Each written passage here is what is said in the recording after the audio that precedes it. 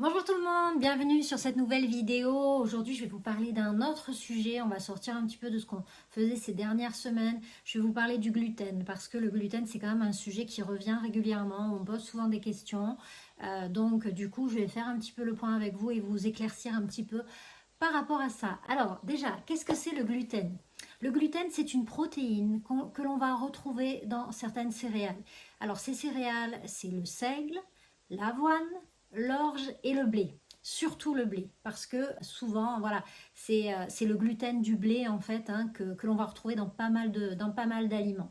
Alors, parfois on se pose la question, est-ce que je ne serais pas intolérant au gluten? Ou bien parfois on a des symptômes, mais on ne sait pas que ça peut être lié au gluten. Donc, quels sont les symptômes liés à une intolérance ou bien à une allergie au gluten? Parce qu'il y a vraiment, c'est vraiment deux choses différentes, l'intolérance et l'allergie. Alors, l'allergie au gluten, c'est vraiment une intolérance, on va dire, à 100% du gluten. C'est-à-dire que dès lors que vous allez absorber du gluten, en fait, vous allez vraiment avoir des symptômes qui vont être violents. Vous allez être plié en deux de douleur, vous allez avoir peut-être des diarrhées, vous allez avoir peut-être des écoulements sanguins, vous allez avoir des ballonnements et une fatigue. Vraiment, vous allez être épuisé tout le temps. Ça va être vraiment chronique. Là, il faut vraiment se poser la question de l'allergie au gluten. On a la possibilité en fait de le vérifier, c'est-à-dire qu'il y a une prise de sang qui va vous permettre de savoir si vous êtes allergique au gluten. Et cette allergie au gluten s'appelle la maladie cœliaque. C'est une maladie. Alors pourquoi ça provoque ces symptômes-là?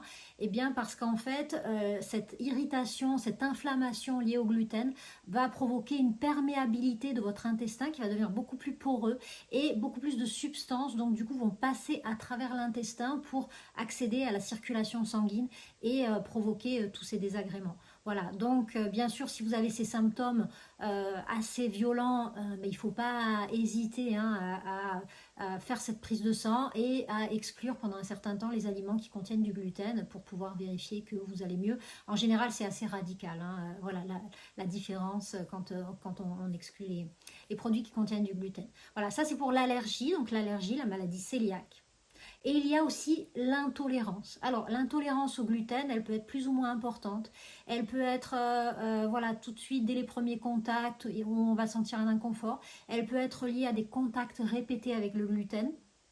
En fait, vous allez ressentir un petit peu les mêmes symptômes que pour l'allergie, mais d'une manière, on va dire, moins violente. Voilà, vous allez avoir régulièrement des ballonnements, vous allez vous sentir voilà, un petit peu gonflé au niveau du ventre, vous allez avoir des petites douleurs, vous allez avoir des symptômes comme constipation, diarrhée de temps à autre. Vous allez avoir aussi des petites fatigues, voilà, vous allez être sûrement dans un manque d'énergie, mais voilà, ce sera supportable par rapport aux symptômes beaucoup plus aigus de l'allergie en fait. Donc là, le problème c'est que du coup ça ne peut pas se vérifier par la prise de sang, puisqu'en général l'intolérance au gluten, voilà, on n'a pas les marqueurs, hein, on ne le voit pas au niveau sanguin. Voilà, au niveau des examens, ben, on ne voit pas grand chose. Par contre, vous avez la possibilité vraiment de le vérifier par vous-même. C'est-à-dire que eh bien, si vous avez ces symptômes-là, ça vaut le coup quand même d'exclure le gluten pendant un certain temps pour voir si vous retrouvez du confort. Et là, c'est pareil, vous allez quand même vous en rendre compte assez rapidement.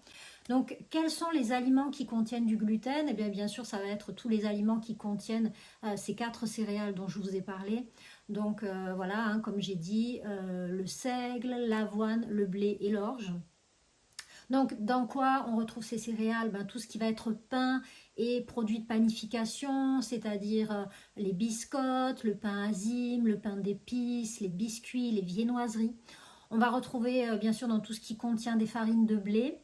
Alors les farines de blé peuvent être remplacées par des farines de châtaigne, des farines de pois chiches, des farines de pommes de terre, ça existe aussi.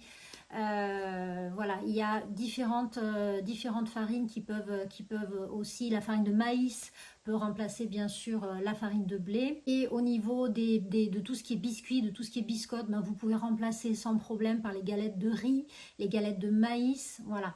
Pas hésiter hein, pendant un certain temps à essayer de faire ces changements-là. Bien sûr, tout ce qui va être les pâtes au blé, la semoule, bien évidemment, voilà, toutes ces céréales, bien, il va falloir les exclure. Alors, vous avez maintenant hein, vraiment dans votre supermarché au rayon diététique ou dans votre magasin diététique, vous allez pouvoir trouver des pains sans gluten, vous allez pouvoir trouver des biscuits sans gluten, de la farine sans gluten, enfin, plein de choses maintenant sans gluten qui vous permettent de pouvoir remplacer. Et il faut aussi vraiment faire attention à tout ce qui est produits transformés. Pourquoi on utilise du gluten dans les produits transformés? Parce que c'est ce qui va permettre un petit peu de colmater. Qu'est-ce qui fait que il y a une différence entre le pain par exemple avec gluten et le pain sans gluten? Eh bien vous voyez le côté moelleux du pain, le fait que ce soit comme ça micro-aéré, ben, c'est lié à justement au gluten en fait qui va permettre de colmater mais qui laisse passer l'air. Donc c'est vrai qu'un pain sans gluten il n'aura pas du tout la même consistance par exemple. Voilà, mais il existe bien sûr des produits de remplacement qui peuvent tout à fait être consommés. Donc voilà, donc dans tout ce qui est produits transformés, on va avoir tendance à utiliser le gluten parce que ça va être un épaississant. Donc on va retrouver souvent du gluten dans tout ce qui est produits laitiers, produits allégés, dans certains beurres et margarines, dans certains sodas aussi par exemple. On va trouver dans tout ce qui est souvent produits industriels transformés, on va retrouver aussi souvent du gluten. Donc voilà, il ne faut pas hésiter à bien regarder les étiquettes parce que c'est pas juste, voilà, on n'enlève pas juste le pain. Quand on veut vraiment vérifier, on n'enlève pas juste le pain et les pâtes. Hein. Il y a aussi bien d'autres produits, tout ce qui va être confiserie, tout ce qui va être biscuits, la bière aussi contient du gluten. Enfin, il y a quand même pas mal d'aliments qui contiennent du gluten. Donc voilà, il faut regarder les étiquettes, pas hésiter à prendre des aliments les moins transformés possibles et remplacer par certains autres qui n'en contiennent pas. Alors, je vous ai préparé un petit e-book qui va pouvoir en fait vous aider, qui regroupe un petit peu tout ce que je viens de vous raconter là. Vous avez le lien juste en dessous de la vidéo, n'hésitez pas à télécharger, comme ça vous pourrez le garder sur votre ordinateur, votre téléphone ou même l'imprimer. Vous avez donc tout ce qui va être le côté symptômes et aussi tout ce qui est aliments à éviter. Voilà, pour aller vérifier cette éventuelle intolérance au gluten. Voilà, je vous remercie, j'espère que cette vidéo vous aura intéressé. N'hésitez pas si vous avez des questions, n'hésitez pas non plus à mettre en commentaire si vous avez envie que je vous parle de certains sujets.